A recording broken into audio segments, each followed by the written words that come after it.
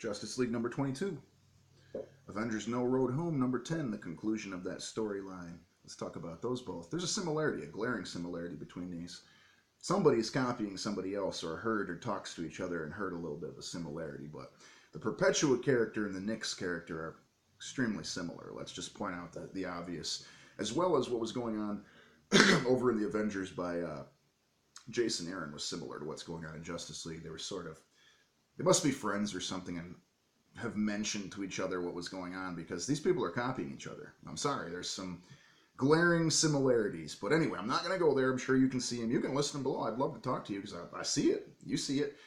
I mean, the all-powerful goddess and so on of creation and all this stuff. This is some serious similarities here. The three kids, there's some three kids in Justice League, three kids in Avengers, the Children of Night, as well as the creation. The fact that they showed the guy drawing the pages, and they showed the guy drawing the pages here on the first one of number 10 of Avengers. They showed the pencil, and it was being penciled in the last issue, or maybe two back, of Justice League. What are you guys doing? You're copying each other. Anyway, I don't want to go that far. I'll talk about the comics really quickly. The usual suspect, three writers working on the Avengers, as well as Jason Isaacs, filling in with very nice artwork. He's been the fill-in artist along with Paco Medina, and I believe there's even a third person on an issue or two, maybe. Carlo Barbary, the Deadpool artist. Good stuff, good stuff. Good conclusion. I'm very happy with the way things turned out. I will say some of that stuff right now, so you can turn it off. You know, fair warning.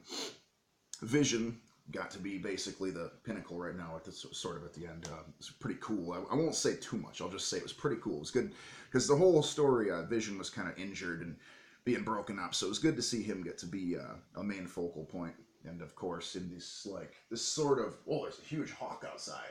Holy shit! Sorry, big ass freaking hawk. Sorry, I live out in like I guess you'd call it the suburbs, the nice area, whatever. I may sound like a hood guy or something like that, but no, I live in a nice area. I'm sure you could tell by the backgrounds and everything. I have a fine life and a fine wife. Not really. I have an ex-wife. We all get out of those kind of things. Those things don't always work out. But I have a fine child to you know, Mr. Connor to show for it, so whatever. I'm all right. Basically, this is kind of like a vlog accidentally. I didn't even realize it. There's a good ending of the Avengers, and then over in number 22 of Justice League, Francis Manapul pulls in with great artwork as always. He's a fantastic artist. Really the most similar to Jim Choong, who started the series, out of any of the artists on here. Really love what they're doing over in that series.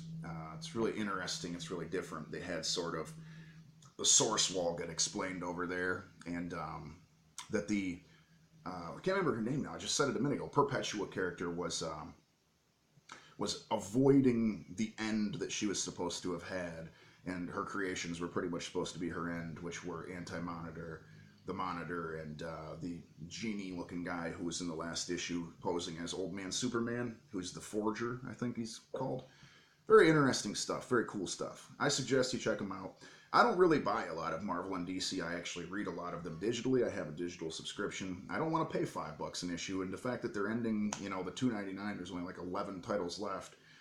Spawn, a bunch of the alternate titles, and I think probably Savage Dragon and just a couple of random ones, and that's going to be the end. It doesn't bode well for the comic industry. I mean, people have to buy those books that then are to be sold to people. They don't know that people are going to buy them. And so you wind up with a situation like the Collector's Resource, where they have to close their brick and mortar. It turns out the shop that I love is going to be still available online, which is cool, but they're not going to sell comics anymore. They're just going to sell like supplies, bags and backboards, boxes, whatever, blah, blah, blah. They make these pods, comic pod things, as a specialty item, so whatever. I wish them positivity, and I hope that they actually succeed very, very well. Great guys. Both of the comics that I just mentioned are both worth checking out. I suggest reading them digitally. I don't suggest paying $4 or $5 for them.